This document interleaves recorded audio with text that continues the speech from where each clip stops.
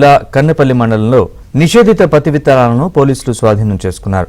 సూర్జాపూర్ గ్రామంలో వ్యవసాయ అధికారి ఆధ్వర్యంలో బేరి నారాయణ అనే వ్యక్తి ఇంట్లో పోలీసులు తనిఖీలు నిర్వహించి అక్రమంగా నిల్వ ఉంచిన విత్తనాలను పట్టుకున్నారు. వీటి విలువ 3,50,000 రూపాయలు ఉంటుందని పోలీసులు తెలిపారు. నాసిరకం విత్తనాలు అమ్మినా కొనుగోలు చేసినా కఠిన చర్యలు తీసుకుంటామని పోలీసులు హెచ్చరిస్తున్నారు.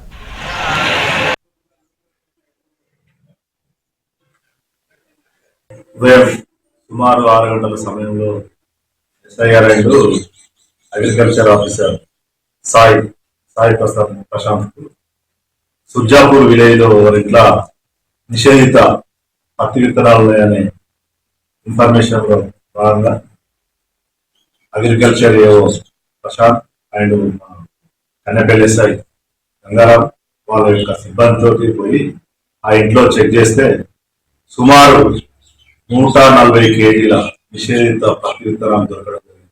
దాని విలువ 3,50,000 రూపాయలు దాని కాస్ట్.